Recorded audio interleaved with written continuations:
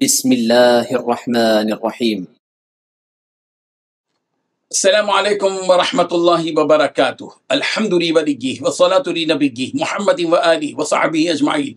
أما بعد، حاضرین و ناظرین، یہ درس 2260 ہے اور آج سورۃ الدہر کی ابتدائی 3 آیتوں کی تلاوت و تشریح کی جائے گی۔ اعوذ باللہ من الشیطان الرجیم، بسم اللہ الرحمن الرحیم۔ هل أتى على الإنسان حين من الدهر لم يكن شيئا مذكورا إنا خلقنا الإنسان من نطفة أمشاج نبتليه فجعلناه سميعا بصيرا إنا هديناه السبيل إما شاكرا وإما كفورا صدق الله العظيم۔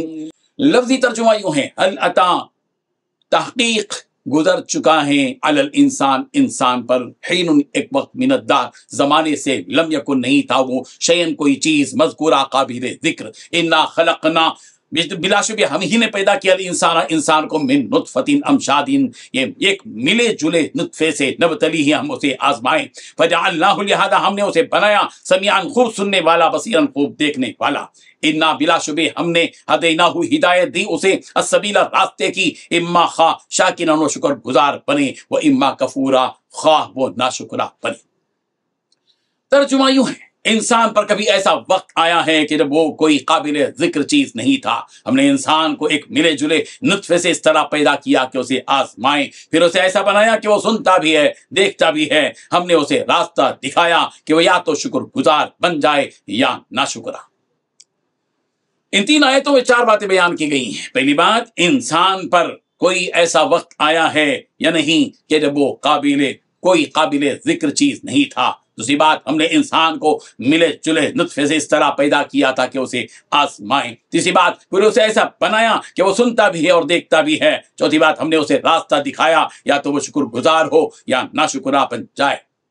بزرگان محترم، اس صورت میں اللہ تبارک و تعالیٰ انسان کی ابتدائی تخلیق کو بیان کر رہے ہیں کہ انسان پر ایک ایسا زمن آیا تھا کہ وہ ناپید تھا، جس کا کوئی ذکر تک دنیا میں موجود نہیں تھا، پھر اللہ تبارک و تعالیٰ نے اس کا وجود بخشا، اور وجود بھی ایسا بخشا کہ اسے ملے جلے نطفے سے پیدا کیا، یعنی مرد اور عورت کے ایک نطفے سے اسے زندگی عطا کی۔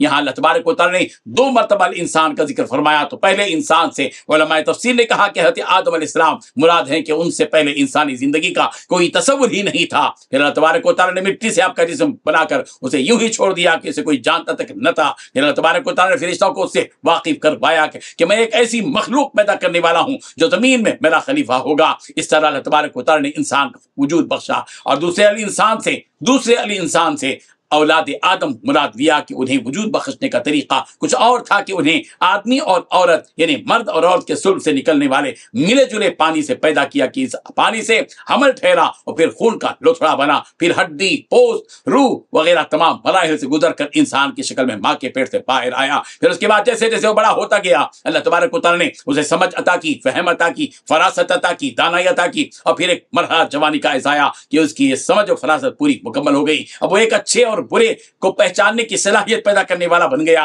اللہ تبارک و تعالیٰ کی بھیجی ہوئی آیتوں کو سن کر اس میں غور و فکر وہ کر سکتا ہے۔ سورۃ البلد کی آیت نمبر 10 میں اللہ تبارک و تعالیٰ نے فرمایا، وَهَدَيْنَاهُ النَّجْدَيْنِ، کہ ہم نے اس کے سامنے 2 راستے بتلا دیے، یعنی اچھائی اور برائی کا، حق اور باطل کا، خیر اور شر کا۔ چنانچہ یہی سے اس کی اصل زندگی کا امتحان شروع ہوتا ہے۔ چنانچہ جب وہ عمر کے اس حصے کو پہنچ جاتا ہے جہاں پر وہ صحیح اور غلط، اچھے اور برے کی پہچان کر سکتا ہے، تو اس کے بعد وہ یا تو اچھائی کا راستہ اختیار کرتا ہے اور اپنے پروردگار کا شکر گزار بنتا ہے، یا پھر برائی کا راستہ اختیار کر کے اپنے رب کا ناشکرا بن جاتا ہے۔ اللہ تبارک و تعالیٰ نے حقائق کو سمجھنے کی اور پروردگار کا شکر گزار بندہ بننے کی توفیق عطا فرمائے، آمین۔ وآخر دعوانا الحمدللہ رب العالمین۔